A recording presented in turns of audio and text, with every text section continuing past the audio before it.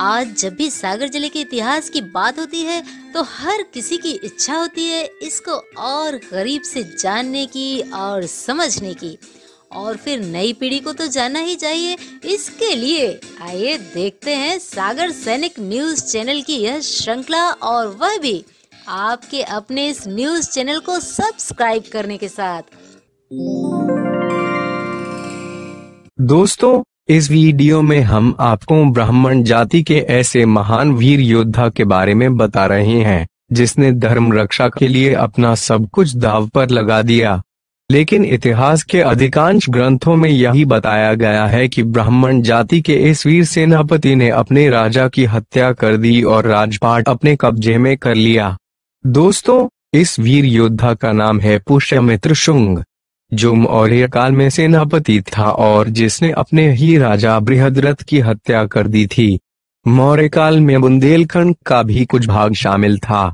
दोस्तों, इतिहास के ग्रंथों और मध्य प्रदेश माध्यमिक शिक्षा मंडल के इतिहास विषय के पाठ्यक्रम में जो जानकारी दर्ज है उसे पढ़कर तो यही लगता है कि सेनापति पुष्यमित्र शुंग क्रूर और स्वार्थी था, जिसने सत्ता की भूख के चलते अपने ही राजा बृहद्रथ की हत्या कर दी थी।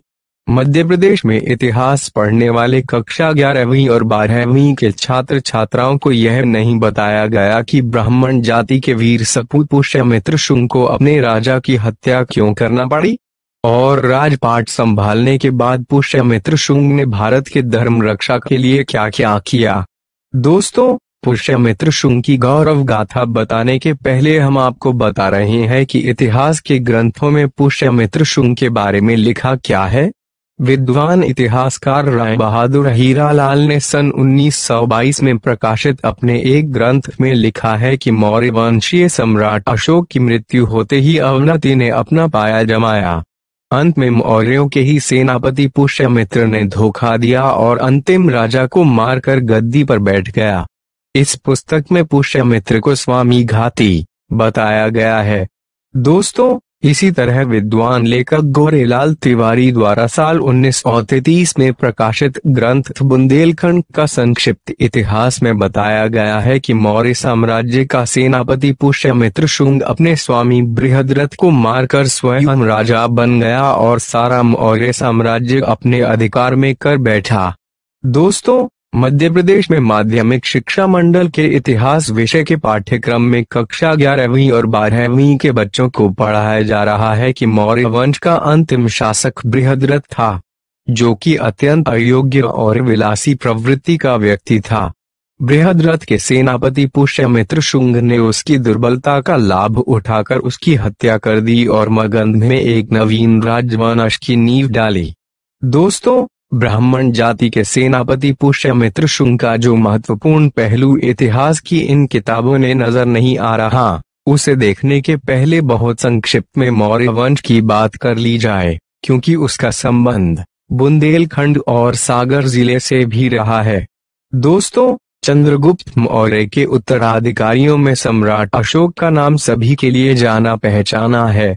सम्राट अशोक ने बौद्ध धर्म ग्रहण कर लेने के पश्चात उसे न सिर्फ राजकीय धर्म घोषित किया, बल्कि समस्त राजकीय साधनों को बौद्ध धर्म के प्रचार प्रसार में लगा दिया।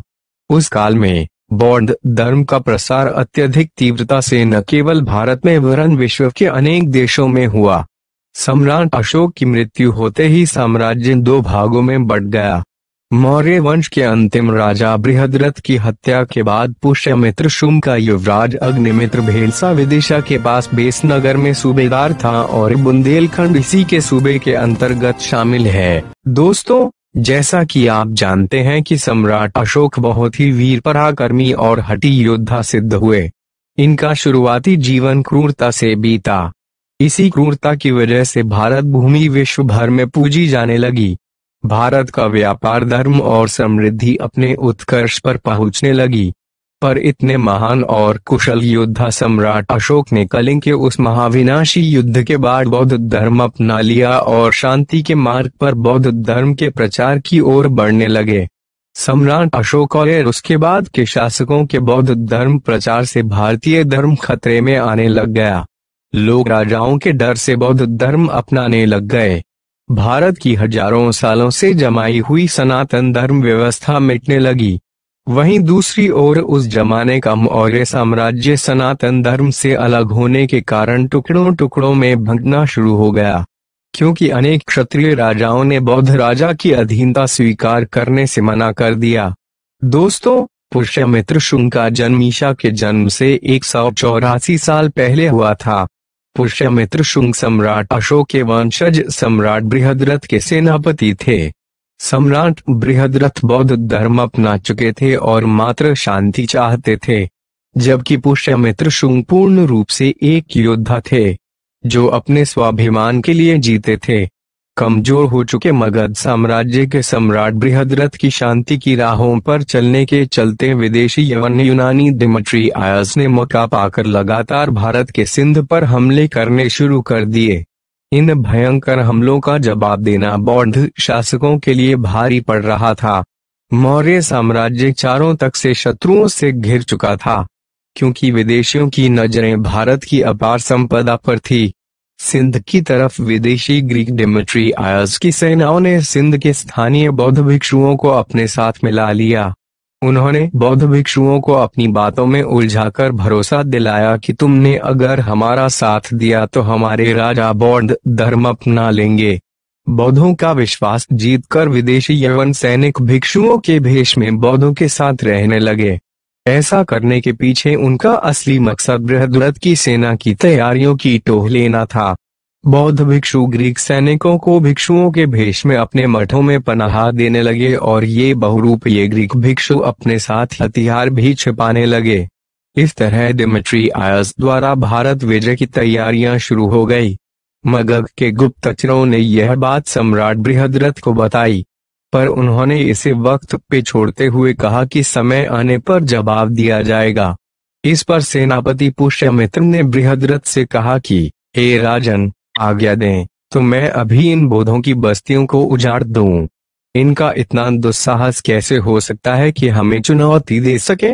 हे राजन, आज्ञा दें, जिसने मगध साम्राज्य से विश्वासघात किया है उसकी नस्लें मिटा दी जाएंगी। पर बृहद्रथ ने ऐसा करने से पुष्यमित्र को मना कर दिया। सेनापति पुष्यमित्र शुंग वैदिक धर्म के अपमान की ज्वाला में कई वर्षों से जल रहे थे, अतः अब पुष्यमित्र चुप न रह सके और उन्होंने कह दिया कि मगध की सेना मगध के सेनापति के पीछे है, किसी सम्राट के पीछे नहीं। मैं बौद्धों के शिविरों में छिपे विदेशी ग्रीकों पर हमला करूंगा और जरूर करूंगा। इसके लिए भले ही मुझे मगध के सम्राट के विपरीत ही क्यों न जाना पड़े। इस तरह सम्राट के आदेश की परवाह न करते हुए पुष्यमित्र ने सेना तैयार की और सिंध की तरफ कूच किया। सिंध के बौद्धों के शिविरों पर पुष्यमित्र का यह पहला हमला था, जो अत्यंत ही घातक सिद्ध हुआ। भिक्षु के रूप में छिपे बैठे 300 ग्रीक सिपाहियों को सेनापति पुष्यमित्र के सामने जब जंजीरों में जकड़कर लाया गया, तो पुष्यमित्र ने मगध के सम्राट को तलवार सौंपते हुए कहा कि हे राजन, अपने क्षत्रिय धर्म का पालन कीजिए। पर राजा बृहद्रथ अपना आदेश न मानने के कारण सेनापति पुष्यमित्र से पहले से ही नाराज थे। सो क्रोध में आकर राजा बृहद्रथ ने पुष्यमित्र को अपने दरबार से निष्कासित कर दिया। अपनी आन बान और शान के पक्के पुष्यमित्र ने उसी क्षण अपने वैदिक धर्म की रक्षा का संकल्प ले लिया। संयोग से एक दिन राजा बृहद्रथ और पुष्यमित्र का आमना सामना हो गया। दोनों ही अपनी अपनी सेना के साथ थे। दोनों में बहस बढ़ गई और बृहद्रथ ने पुष्यमित्र पर हमला कर दिया, जिसके जवाब में पुष्यमित्र ने तलवार निकालकर एक ही वार में बृहद्रथ का सिर धड़ से अलग कर दिया। यहीं से मौर्य वंश समाप्त हुआ और सेनापति पुष्यमित्र के शुंग वंश का उदय हुआ। पुष्यमित्र ने खुद को मगध का सम्राट घोषित किया। पुष्यमित्र ने सम्राट बनते ही सबसे पहले क्षत्रियों की सुध ली और अपनी सेना में क्षत्रियों को जोड़ना शुरू कर दिया, और फिर वीर योद्धाओं की अपनी सेना लेकर पश्चिम की तरफ कूच किया और मिनेंडर की सेना पर हमला बोल दिया। मिनेंडर को युद्ध का मैदान छोड़कर भागना पड़ा। पुष्यमित्र की सेना ने उसे सिंधु नदी के पार तक खदेड़ा।